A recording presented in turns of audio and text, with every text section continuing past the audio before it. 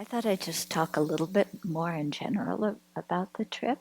Um, in Italy, again, I saw so many old friends from 37 years ago. And people, we were all quite young at that time. And everybody was so enthusiastic and so immature. And seeing, all these people now who are really dedicated to the Dharma back then, and they're still practicing and still dedicated and living in the center, or most of actually aren't living in the center, but they live nearby, but participate regularly in the center, still very active in their Dharma practice. And then just talking with some of them about some of the things that went on, at the beginning of the center, and how incredibly chaotic it is, or was, you know. And sometimes when you come along after things have been established a bit, uh, there's no awareness of what it was like at the very beginning, you know. And things at the very beginning are not set up, and they're very free flow, and who knows what in the world goes on. Okay. So it was very funny it was a lot of fun to look back at some of those things that happened and be able to laugh at them now, whereas years ago we would cry and get angry. Uh, yeah, but now to be able to see it is quite humorous. Germany was quite uneventful. It was a very good group of people, as usual, who listened well. They have a new center now, but we weren't able to use it because they haven't finished renovating it. But they will be renovating it uh, very quickly because His Holiness is going there, I think, in October to consecrate it. So they're going to have it all done. And they just got a young Geshe who was teaching at the center and who was going to school to learn German, who is really, wants to be able to teach in German and connect with the people. So that's very, very good for them. And then we went to Russia, just like last year.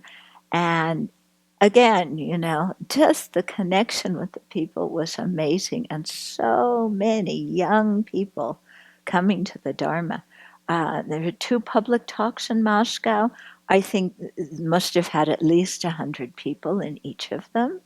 Yeah, I mean more than you often have here. And then at the retreat, I think 55, almost 60 people, and another public talk at the end of that retreat.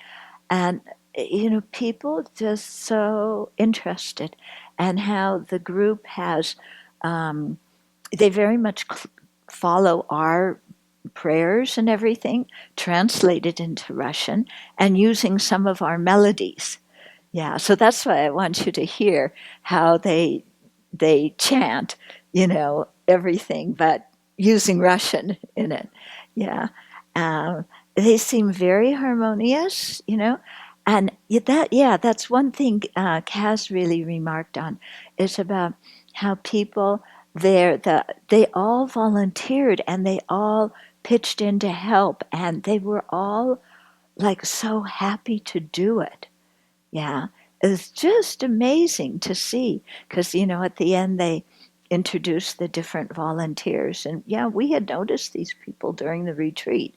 And the woman who kind of coordinated the retreat and the volunteers also, I mean, she worked really hard, but completely happy to do it. And, and so that there was definitely that flavor with the whole group, which was very, very nice. Um, yeah. Oh, one thing that we did do one afternoon is, this is when we were still in Moscow, is we went to the Jewish Museum, uh, which I found very interesting, because my ancestry is from that part of the world. and see these old pictures and things like that was very, very helpful to try and imagine my grandparents and my great grandparents, who I never knew. Who of my four great grandparents, I only know the name of one of them. You know, on my dad's side, I don't know. My mom's father, my paternal grandfather, no, my maternal grandfather, I don't even know his actual last name. Yeah, because when they came to the U.S. and landed on Ellis Island, they had some like long name, and the immigration person said, "Why don't you change it to a nice American name like Wilson?" So we did. So I don't even know, uh, that whole side's just kind of, well, both sides actually. I don't know anything about them. Um, but so it was interesting to be there, and they had like a little model of a shtetl, an old village. They had old pictures. Um, it was actually very well done with a lot of movies on screens and all, and talking about the history of the Jews in that part of the world, starting from way back when, and then going through, and continual anti-Semitism, just amazing. Um, and then one of the last videos we saw, it talked about the Second World War. It talked about not only what happened to the Jews in the Second World War, but the situation of Russia in general. Yeah. And I had forgotten most of that, and to just think about the Second World War, which I've discovered in my travels is very much alive in some parts of the world. You know, the memory of the Second World War is like right there. When I was in Poland, this was years ago, Israel, Second World War is there. Russia too. And they call it the Great Patriotic War, because that was their standing up to the German fascists. And it was hard on them. I mean, what Russia went through, there was a siege of Leningrad, and they had some quotations from Hitler there. The reason he he had a siege of Leningrad, in which 1 million people died, most of them through starvation. 1 million people.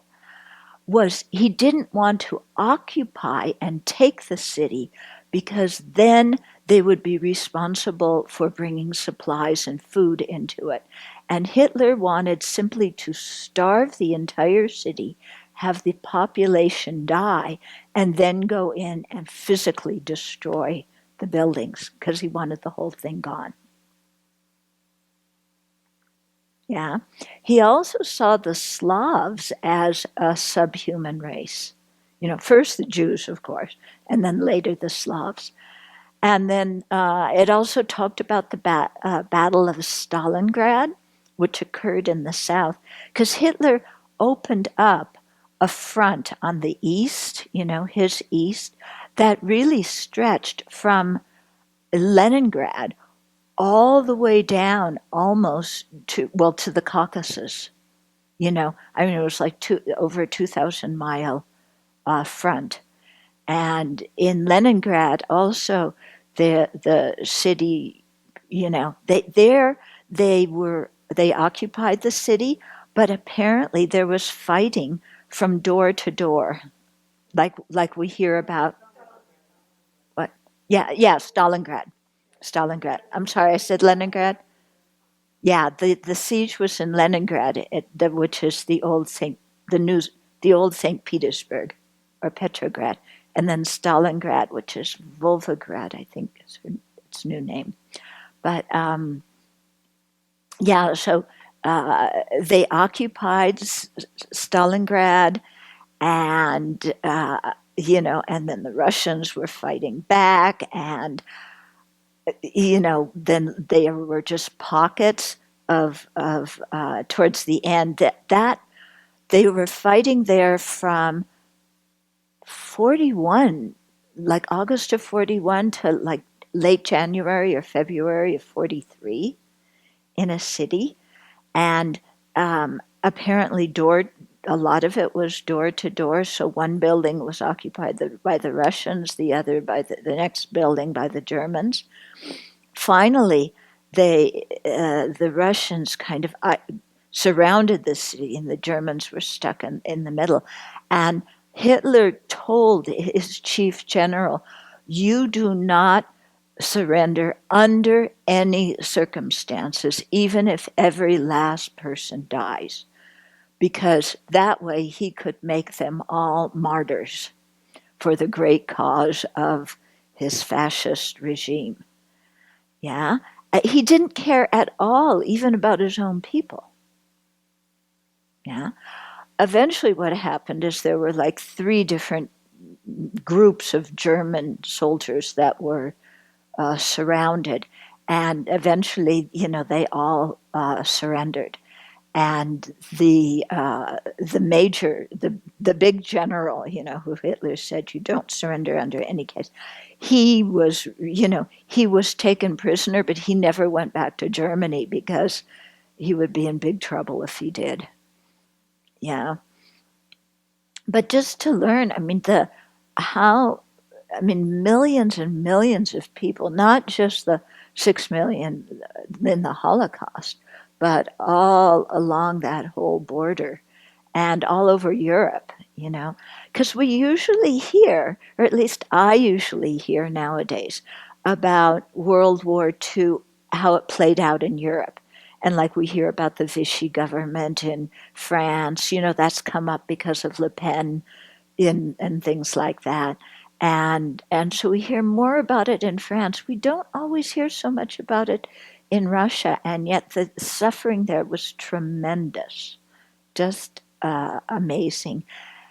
And yeah, and really what they did in Kiev, Ukraine. 2 of my grandfathers were from Kiev.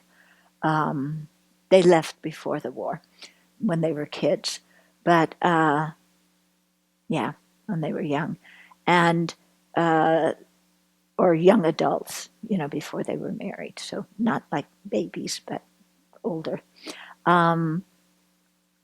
So there was one place called Barbia, which was a big ravine outside of Kiev. And so when the Germans occupied the city, they it was they used the ravine for like 2 years to kill people and as a mass burial. But in the first 2 days, they made a law that announced it that everybody who was Jewish had to bring themselves and their major possessions to this certain point in the city. And in the period of 2 days, they shot, I can't remember the number exactly, it was like 34 or 30, I think it was 34,000 Jews in 2 days. And they had the people dig, there was already the ravine. So the people would go in, you had to lie face down, and they would go like that. And then another group would come and lie right on top of those bodies, and they would shoot those. And they had actual pictures and videos of this being done. And there was one picture of the women, and they had to strip. They were completely naked, huddled together, and, again, made to go in there and just shot like that. And then at the end of the day, they put dirt on top of it so that nobody saw, so it looked like nothing. So over 34,000 people died in those 2 days. Over the whole period of a year and a half, there were many more, hundreds of thousands of people who died. In those first 2 days, there were 29 people who escaped. And there was the story of one of them, one young woman, who, when they shot everybody, she jumped and then played dead and didn't move, even when they went, because the people who weren't killed on the first shooting, they made sure they were dead. And so she lay there the whole day. Yeah. And then at night, she dug her way out of that, through the bodies, through the dirt, got to the top of the ravine. And I don't know where she went. She must have gone somewhere and hid or took refuge with some kind people. But I mean, when you see these pictures and have the first-hand stories, it's just, yeah. I mean, I always remember growing up, and my dad, one of his favorite slogans was "Man's inhumanity to man." And now, I mean, I really see, because he grew up during the Second World War, yeah, how totally true that was, and still is. So it was very useful going to the museum and seeing that, and learning about the history of different places, because as you learn the history, then you can understand how the people are now. Yeah.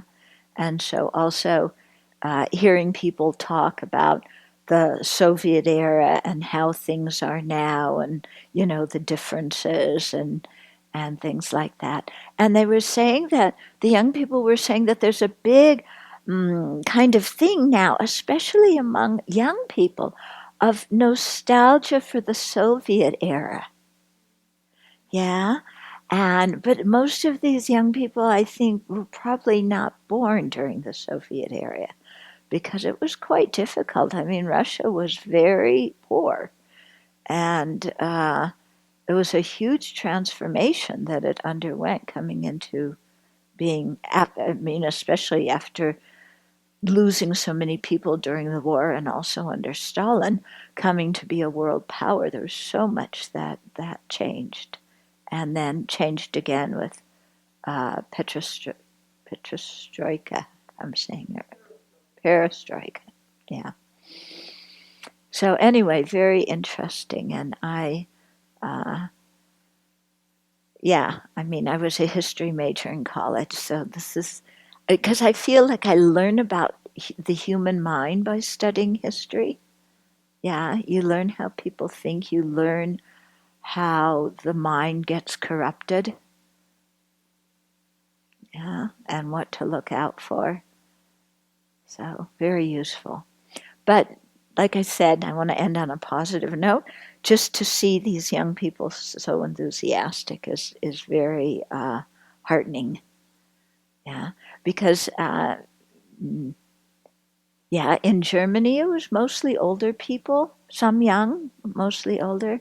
Um, Italy, they were young, but a lot of older people too. So to see the excitement of the young people in Russia was very nice. So that was more a travel log than a Dharma talk. But to me, it's all kind of Dharma. I mean, when I came home from that museum, it just, it does something to your meditation when you see something like that. Yeah. So it definitely makes you more appreciative of your precious human life, and more uh, willing and enthusiastic to practice bodhicitta, because you see that, that's kind of the only solution to this mess.